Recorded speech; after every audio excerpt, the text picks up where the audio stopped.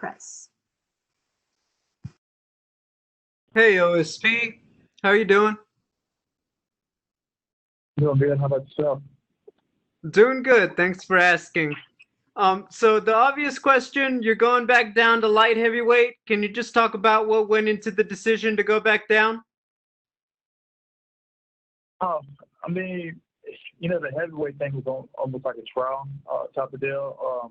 But I mean, if another fight presents itself and it's a really good matchup, I'll definitely move back up to heavyweight. But my weight class has always been light heavyweight, so just getting back down felt good. I mean, the weight cutting part is always sucked, but other than that, just fighting people your size is always good. Can you talk about the change-up in opponent and how you've prepared for Alonzo Menifield on short notice? I tend to do better with short notice fights. But it's not the first time it happened. It won't be the last time it happened. It happened to me more times than I can think of. But, I think about it as like, I spend all this time actually training, getting ready for a fight. And either I can be like, okay, I'll just wait, or I can just jump in there. And I tend to do better when I actually jump in there. You were part of that first run of events in Jacksonville. Is there anything you brought with you this time around to make it easier now that you know what to expect during the process of fight week in the hotel? Nothing necessarily. Just like, there's a lot of different things that happen, although a lot of unexpected things that happen. And I'm just prepared for that. And anything that happens, I just kind of flow with it. I don't try to fight it. I don't try to do anything. I just kind of get in the flow with it because a lot of those situations are out of your hand. And me personally, like Jacksonville, there was so much going on. Like I just kind of backed up and be, hey, where do I need to be? All I need to find out, all I need to know is where do I need to be and who am I fighting, and I'm good to go. Final question. There's not too many big guys who are out there pulling off signature submissions. I just wanted your opinion. Who do you think is better at pulling off their signature move? You with the Von Flue choke or Alexei Oleinik with his Ezekiel?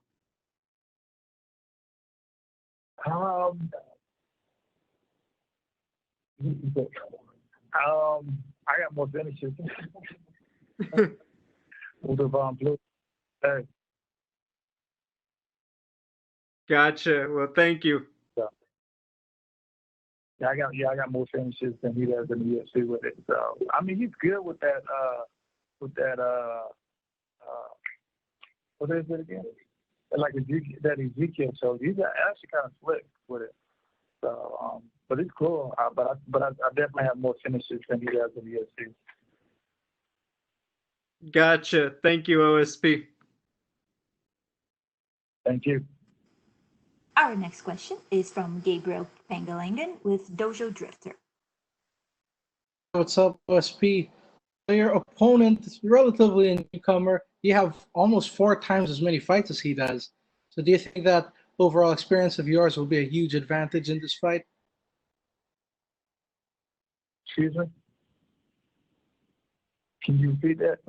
You have almost 4 times as many fights as your opponent this weekend.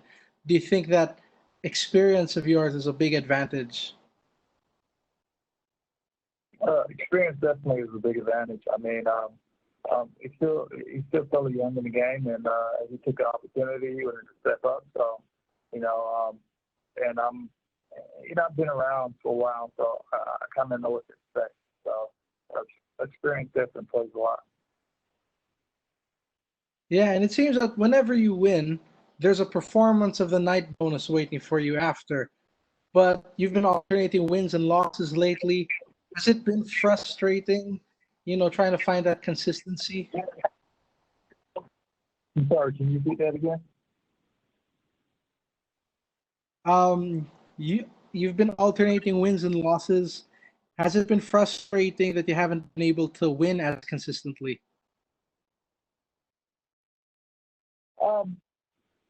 I would say it's been a little frustrating, but a lot of that came from my part, not taking. I wouldn't say not listening, but capitalizing on what I need to do. Like, a lot of times you know what you need to do, but instead of actually biting on it, I'll kind of hesitate for a quick second. But I mean, I think I got that pretty much fixed in the works now. So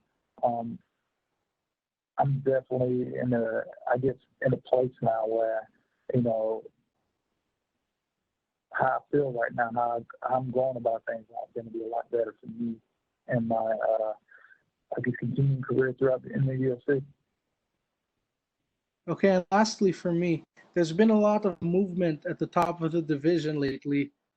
Yeah, but it's safe to say that you're always just a win or two away from being in that title conversation. Would you agree with that sentiment? I saw that this past week, but right now I'm not thinking about that. After this fight, I could probably start kind of figuring out what's going on or whatnot. But until right now, I'm not thinking about it. It's just, I gotta fight Saturday, and that's what I'm shooting for right now. All right. Thank you very much. Best of luck, sir. Thank you. Thank you.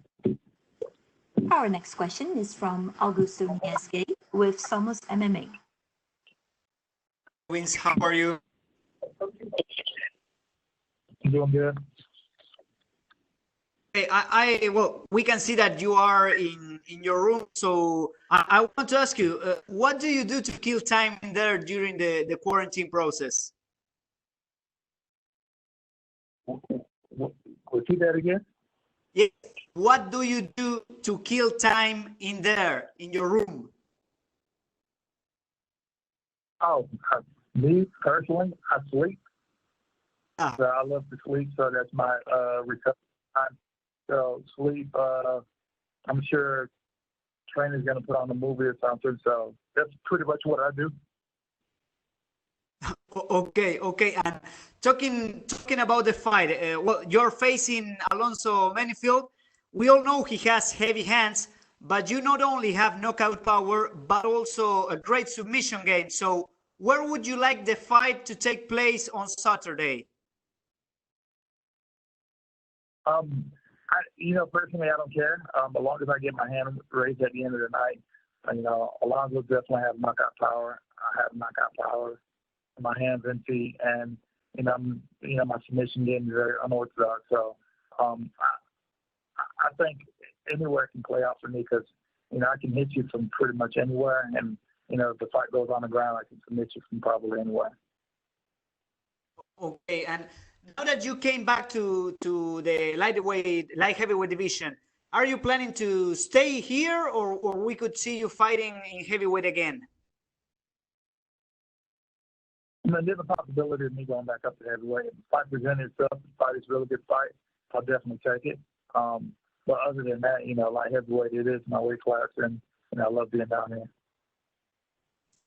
And my last question. A few days ago, John Jones vacated his title, and there's a lot of speculation about him moving to heavyweight. According to your experience, how do you think he could do there? I mean, as long as he moves just like he usually do, he should do good. The thing about the heavyweight, they definitely got a lot more power, but their cardio is not that up. So it's different, and it's a lot harder to move a bigger body too. But personally, he should do good. But I mean, if you fight somebody like Stipe, who has a lot of power, who can do a lot of damage, he might get in trouble. Or if you fight somebody that looks like Francis Ngannou, it becomes a factor in size and power. So. Okay. Thank you very much, OSP. Good luck on Saturday. Thank you. Our last question is from Rodney James Edgar with MMAsoldier.net. Hey, OSP, what's going on, man? We talked earlier about you having, a very respectable amount of submissions, and but I think it was mistakenly called the Von Flue choke, but it's been rebranded as the Saint Preux choke or the Von Preux choke. So it's pretty much your signature thing now.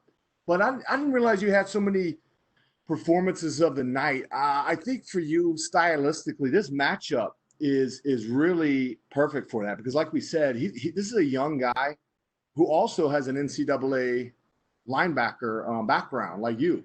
Did you know that about him? Oh yeah, I know. They said he played for Texas A&M. Commerce. I forget, but he played college, and then he played a couple years of arena football. So I know just from playing ball, I know he got strong hips. So you can tell look at him. He's really strong and durable and whatnot. But I come from that background too, so I know.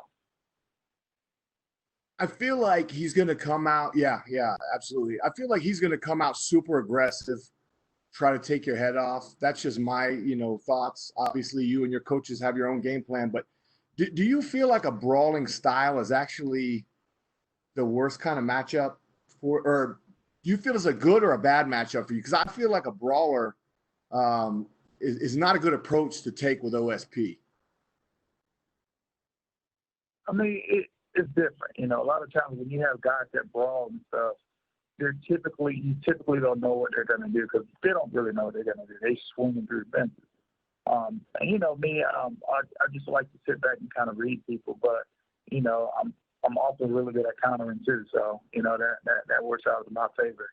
Because with brawling, you tend to overcommit. When you tend to overcommit, it puts you out of position, and that's when you get in trouble. So yeah, one more just follow up about heavyweight. Somebody mentioned earlier that you've always stayed very relevant in the light heavyweight rankings. But I wonder, if you wanted to make a move to heavyweight, that could affect your standing in the ranking insofar as you could be removed from light heavyweight and placed into heavyweight. So if those opportunities do come, like you said, good ones that you look forward to, would you consider just making a permanent move there and maybe making a run for the title in heavyweight? I mean, to be honest, like I can technically do that in both weight classes. The way my body works, the way I feel right now, I can technically do that in both weight classes. Like I said, to me, it's more the opportunity if opportunity presents itself. Because at the end of the day, when you fight in heavyweights or whatnot, it's one of them things. It was my first time going up there, and to be honest, I wish I would have stayed in the pocket a little longer, a little more actually, because I dropped him twice. I dropped General twice, and I thought about it. I was like, okay, I have enough. I have the power that I can be in heavyweight. Because I don't think anybody in the heavyweight division has ever dropped him before. Hey, man, I look forward to it, OSP. You always put on a great show. Good luck. Thank you. That's all we have for you today. Thank you. Excuse me? That was all for us. Thank Hello? you. Okay.